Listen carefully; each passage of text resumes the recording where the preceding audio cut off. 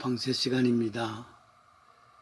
결혼이 이루어지기까지 중간에서 남녀를 소개하는 사람을 중매쟁이라 그렇게 말하잖아요. 물론 중매란 말 자체는 상인들이 서로 물건을 사고 팔 때의 중간 매개 역할을 하는 사람도 중매입니다만은, 그러나 뚜쟁이 혹은 마담뚜 중매 중에는 낮추어서 부른 이야기입니다만은, 그런 마담뚜라는 것은 프랑스의 마담, 엄마, 마담과 또 뚜쟁이를 합해서 만드는 신조어가 되겠지요. 특히 부유층의 특수층 상대로서 서로 연결해주는 중매쟁이, 이 알선하는 사람들을 가르치는 말이기도 합니다. 중매 이야기하는 것은 성경에도 중매에 대한 이야기가 나와서 이야기하려고 그러는 겁니다. 즉, 아브라함의 구약 성경이죠. 아브라함의 집안에 집사 역할을 했던 엘리에셀이라는 사람, 그가 중매쟁이라 그러고, 신약 성경에서는 사도 바울이 스스로 내가 중매쟁이다 그렇게 말했습니다. 창세기 24장에는 한편의 드라마가 있습니다. 한 가정을 이루는 멜로드라마죠. 3막 2장으로 전개됩니다. 등장인물은 아버지 역할을 하는 아브라함이 있죠. 아들 역할을 하는 이삭이 있죠. 신부가 되는 처녀 리브가가 나오죠. 또한 중매쟁이 아브라함의 집에서 속한 종이 되는 엘리에셀입니다.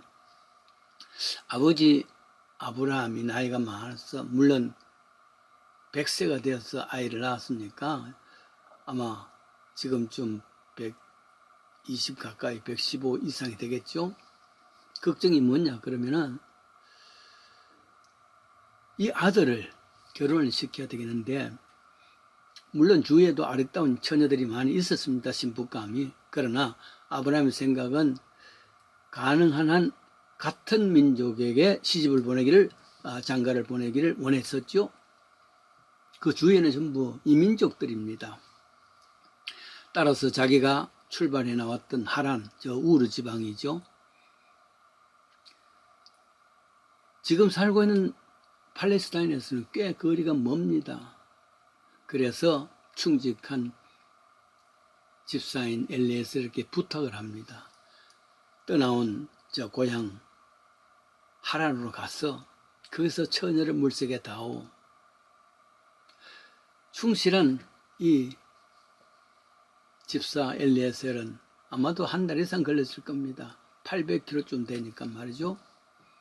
주인의 고향인 우르를 향했습니다. 지금의 이란, 이락의 국경지대입니다. 엘리에셀은 거기에서 아름다운 처녀 리브가를 만나고 집안의 허락을 받고 이 처녀를 팔레스타인에 데려와서 이삭을 만나고 하고 가정을 이루게 됩니다. 이때 엘리에셀의 역할은 중매였지요. 충실한 역할을 했습니다. 아마도 주인 아브람, 신랑의 아버지 되는 아브람으로부터 양복 한 벌 정도는 입었겠죠. 구약 성경은 어떤 면에서 무성영화입니다. 여러분 무성영화 아십니까? 자막은 안 나오고 그냥 화면만 나온 활동사진이죠. 그래서 이 자막도 안 나오는 무성영화 시대 때는 변사라는 사람이 있어서 맛깔나게 해설을 해줍니다. 그래서 대략 알아듣겠죠. 요즘에 물론 자막이 나와서 이해를 할 수 있습니다만은, 옛날에는 활동사진, 사진 자체만 아니겠습니까? 이사야 34장 16절, 너희는 여호와의 책을 자세히 읽어보라. 이것들이 하나도 빠진 것이 없고 하나도 짝이 없는 것이 없으니 이는 여호와의 입에서 명하셨고 또 이것들을 모으셨다. 그런 말씀이 있습니다. 그러니까 구약 성경은 주로 팩트입니다. 사건들입니다. 신약에 와서 그 사건에 대한 해설이 나옵니다. 그래서 결국 그 짝을 맞춰보고 아하 이런 뜻이구나, 이런 이야기입니다. 결국은 예수 그리스도를 통해서 모든 것이 해석이 되는 거죠. 아브라함 그 역할은 성부 하나님의 역할입니다. 이삭은 성자 예수님의 역할입니다. 엘리에셀은 성령을 말합니다. 창세기 24장 중매 이야기가 바로 이런 이야기죠. 삼위일체 하나님께서 최선을 다해서 성도들을 찾아 하나님을 믿게 하는 그 역할을 하는 것이죠. 성도들은 이 땅에서 신부 역할입니다. 성경은 종종 하나님을 신랑으로 이스라엘은 신부로 특정하지만 신약에서는 예수님이 신랑이고 성도들은 신부로 표현합니다. 중매정의는 성령입니다. 아브라함은 성부 하나님이십니다. 이 역할을 잘 해서 어떻게더라도 엘리에셀은 성령 하나님께서는 열심을 다해서 성도들 하여금 예수님을 만나게 하는, 예수님의 신부가 되게 하는, 중매하기에 열심을 다하시는 분이 성령 하나님이시라 그 말씀입니다. 그래서 성도들은 이 성령님의 인도하심 따라서 신랑 예수님을 만나서 새 사람이 되는 거죠. 예수님의 신부가 되는 것이죠. 화란에서 가나안까지 마치 순례자의 길입니다. 긴 세월입니다. 이삭을 만나기 위해서 리브가는 한 가정 자기의 집을 떠났으랍니다. 우리 믿음의 사람들도 지금 살고 있는 삶에서 떠나서 성령님의 인도하심 따라 예수를 만나는 것이죠.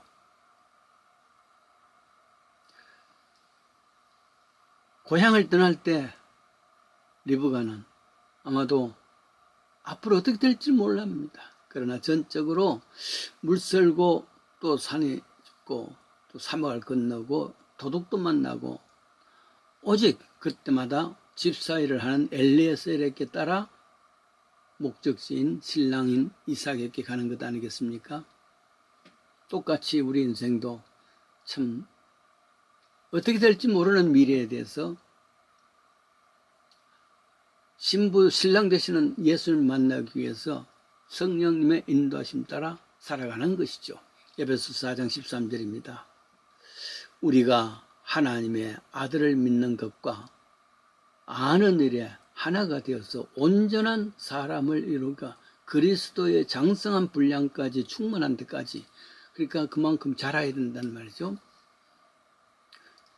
이와 같이 구약 성경에서는 바로 이 성령님께서 엘리에셀이 성령이 되어서 중매 역할을 해주었습니다. 그런데 신약에도 비슷한 게 있습니다. 후서입니다. 고린도후서 11장 2절에 보면은 내가 열심으로 너희를 위하여 열심을 내노니 내가 너희를 정결한 처녀로 남편은 그리스도께 드리렵고 중매함이라.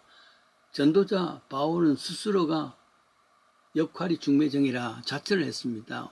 물론 이때 마담 투쟁이 혹은 뭐 이런 말은 사용할 수가 없지요. 다만 역할이 중매 역할이란 말이죠. 신랑 대신 예수님을 신부된 우리로 하여금 중매에서 만나게 하는 역할입니다.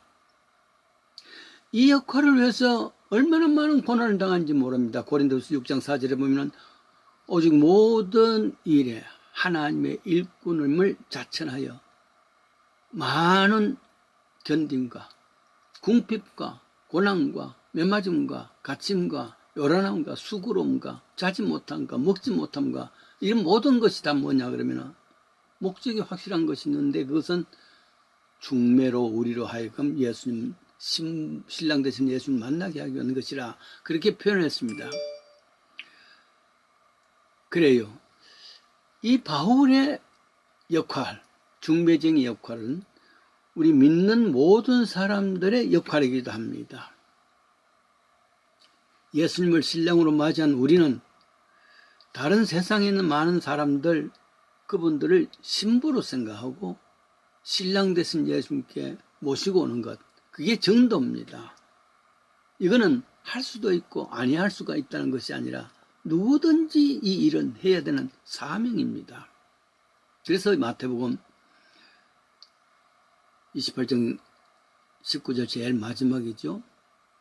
그러므로 너는 가서 모든 족속으로 하여금 제자를 삼아서 아들과 아버지와 성령의 이름으로 세례를 주고 하고 불러란 말이죠. 명령입니다. 우리도 중매정이란 말이죠. 예수님께 소개하는 책임이 있습니다. 이 일은 위에서 우리를 사용하십니다. 이것을 선교라 그러고 전도라 그럽니다. 중매정의 역할을 해보셨습니까? 한 번도 중매정의 역할을 못한 사람은 영적으로 그걸 불임신자라 그렇게도 말할 수 있습니다. 우리는 불임신자 아니어야 합니다. 반드시 우리로 하여금 중매정의 역할을 감당해달라 그럽니다. 오늘 엘리에셀 중매정의, 사도 바울의 중매정의를 보면서 우리도 열심을 다해서 예수님 향한 중매정의 역할을 감당하기를